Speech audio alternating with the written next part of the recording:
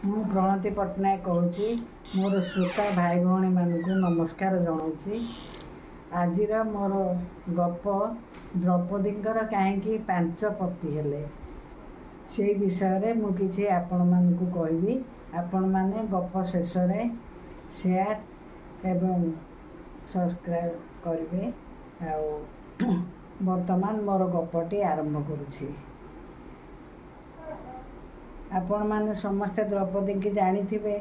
ମହାଭାରତରେ ଦ୍ରୌପଦୀ, ଯାହାଙ୍କ ଯୋଉକି ମହାଭାରତ ଯୁଦ୍ଧ ହେଇଥିଲା, ସେଇ ଦ୍ରୌପଦୀଙ୍କର 5 ଜଣ ପତି: ଯୁଧିଷ୍ଠିର, ଭୀମ, ଅର୍ଜୁନ, ନକୁଳ, ସହଦେବ। ସମସ୍ତଙ୍କର ତ ଜଣେ ଲେଖେ ପତି ଥାଏ, ତାଙ୍କର କାହିଁକି 5ଟା ପତି ହେଲା, ବର୍ତ୍ତମାନ ସେ ବିଷୟରେ ଆଲୋଚନା କରିବା। ପୂର୍ବ ଜନ୍ମରେ ବା ପୁନର୍ଜନ୍ମ ତାଙ୍କର ହେଇଥିଲା। ସେ କାଶୀର ରଜାଙ୍କର ଝିଅ ଥିଲେ। ତାଙ୍କ ନାଁ ଥିଲା ଶିଳା। ରଜାଙ୍କର ଏକମାତ୍ର ଝିଅ। ବହୁତ ଜାକଜମକରେ ବଢ଼ିଥିଲେ, ବହୁତ ଗେଲବସର ହେଇଥିଲେ। ତାଙ୍କର ଗୋଟେ ଦାସୀ ଥିଲା, ତା ନାଁ ହେଉଛି ନିତମ୍ବିନୀ। ନିତମ୍ବିନୀ ବହୁତ ଚାଲାକ ଏବଂ ସେ ଆଗତ ଭବିଷ୍ୟତ ଜାଣିପାରେ। ଦିନେ ଦ୍ରୌପଦୀ ତାକୁ ପଚାରିଲେ, ସଖୀ ନିତମ୍ବିନୀ, ଶୁଣ, ତତେ ମୁଁ ଗୋଟେ କଥା ପଚାରିବାକୁ ଚାହୁଁଛି। ନିତମ୍ବିନୀ କହିଲା, ପଚାର ଜେମା ଦେଇ, ଯାହା ପଚାରିବ ପଚାର।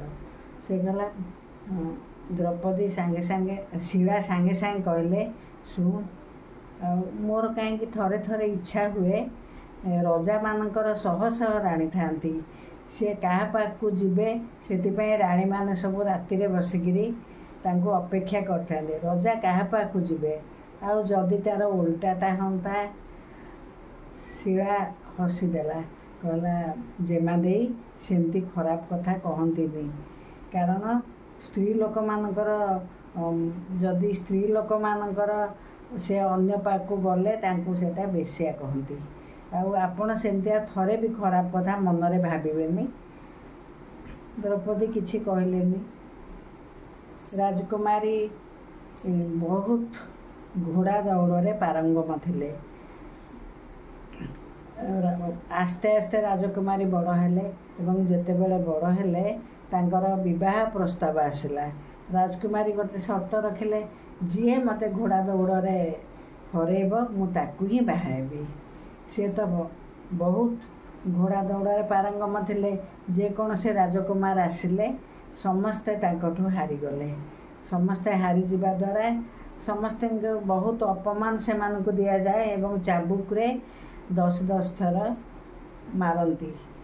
କେହି ଶିଳାଙ୍କୁ ପାରିଲେନି। ଶିଳା ସମସ୍ତଙ୍କୁ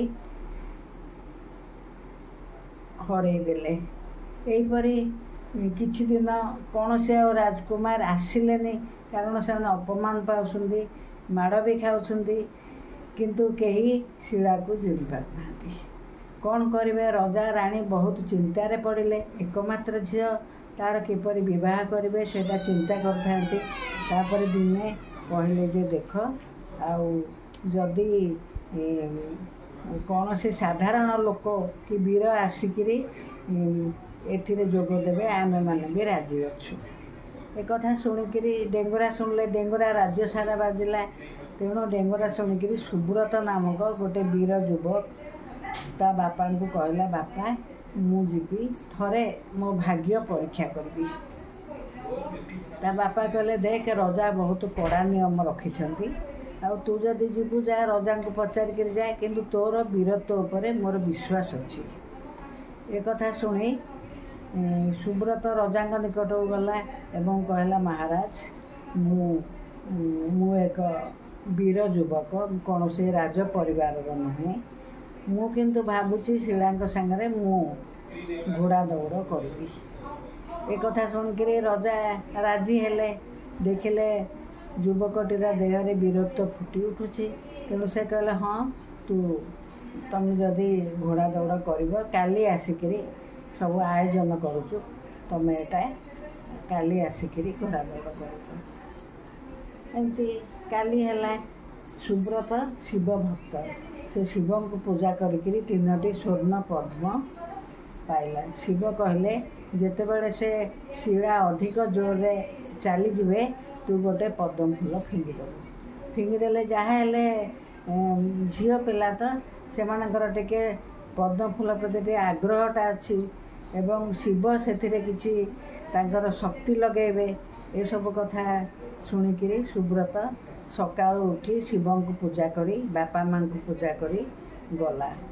ରଜା ଘରେ ଲୋକ ଭର୍ତ୍ତି ହେଇଥାନ୍ତି, ସମସ୍ତେ ଚାହୁଁଥାନ୍ତି ସୁବ୍ରତ କେମିତି ଜିତୁ। ସୁବ୍ରତ ଆଉ ଶିଳା ଦୁଇ ଜଣ ଯାକ ଘୋଡ଼ା ଦୌଡ଼ କଲେ, ଶିଳା ଆଗକୁ ପଳେଇଲେ। ଏହା ଦେଖିକି ସୁବ୍ରତ କ'ଣ କଲା, ଗୋଟେ ସ୍ୱର୍ଣ୍ଣ ପଦ୍ମ ଫିଙ୍ଗିଦେଲା। ଫିଙ୍ଗିଦେଲା ପରେ ଶିଳା ଭାବୁଛନ୍ତି ଆଣିବି କି ନାହିଁ, କିନ୍ତୁ ସେ ପଦ୍ମଟା ଏତେ ସୁନ୍ଦର ଏବଂ ମହାଦେବଙ୍କର ତାଙ୍କର କରୁଣା, ମହାଦେବ ତାକୁ ପଠେଇଲେ ଯା ଆଣିବୁ ବୋଲି।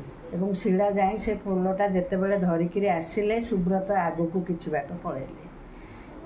ଫେର କିଛି ବାଟ ପରେ ରାଜକୁମାରୀ ଫେର ଆଗକୁ ପଳେଇଲେ।